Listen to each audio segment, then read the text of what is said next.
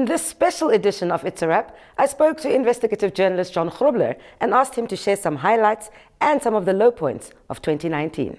One story that's been the most emotionally debilitating has been this enduring drought, and it is not broken yet, but it has done extremely deep damage to the country's economy as well as the environment. I mean, if you take a drive out, it looks like desert everywhere, and it's recovering now, but we don't know if it will fully recover because 5 years of unrelenting drought has taken a massive toll on the wildlife and all the ecosystems, and I don't know if we will actually be able to recover from that fully unless we have a really, really good rainy season.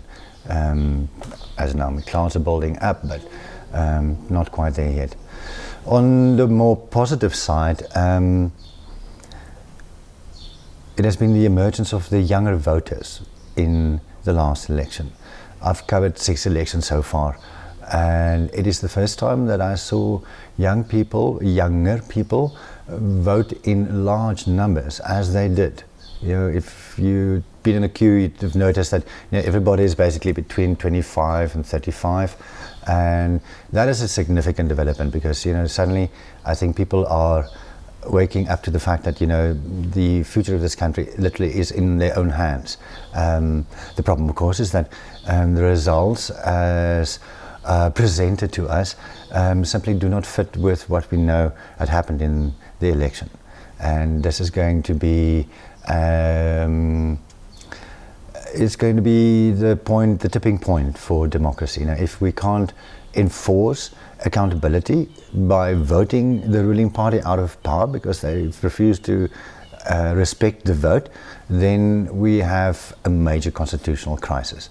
The emergence of Panduleni Itula as an independent candidate is kind of it's a symptom of this thing, that there is growing disaffection with the rule of SWAPO, and especially with the absolute explosion of corruption.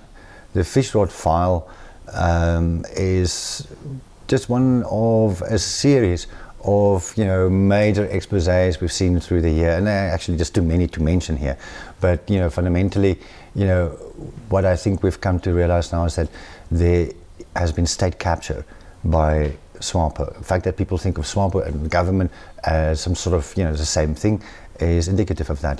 They are just one of the political parties here. Yes, they are the biggest and strongest so far, but I don't think they really got the vote or the amount of seats that they claim to have, because there are just such evident and obvious problems in the actual results. I had a quick look at earlier last week at the official results on their own page, and just on the National Assembly vote, in terms of what they said, the total number of people who had voted and the number of votes allocated to individual parties, there's already a difference of 24,000 votes, and that is massive. That's 4 seats, and that means that there's 2/3 majority, because they still have a 2/3 majority. We think we beat the 2/3 majority. We didn't. They got 63 seats out of 96 voting seats in the National Assembly. So, Helge Gangop, allegedly has 55%, and SWAPO has 63 seats, and that is not what we voted for. Everyone I speak to, and I talk to about the election, everybody is unanimous in that this is not what we voted for. We didn't vote for them again. But unless we can build on what we have now in terms of the political momentum that got ignited by this revulsion in this endemic and systemic corruption inside the ruling party, we might be at risk of losing our democratic rights, because we are in very dangerous waters at the moment. Right now, there's a march on the Anti-Corruption Commission. There's an anti-corruption march going on, and that.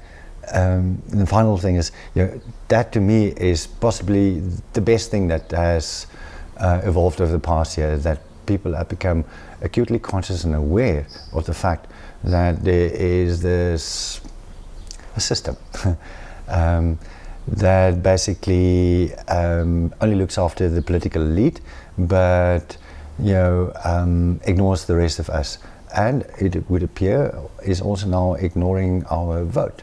So dangerous times. We need to be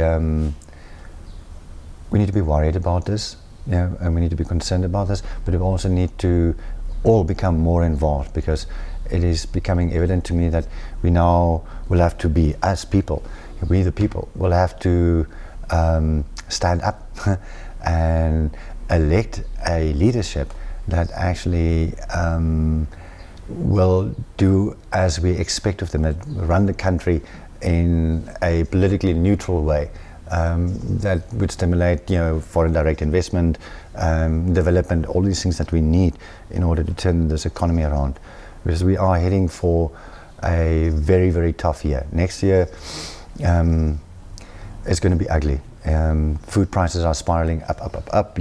All the prices are going up. Tax revenues, at the Ministry of Finance are way, way down. Income from SACU is way, way down. There is just no cow left to milk.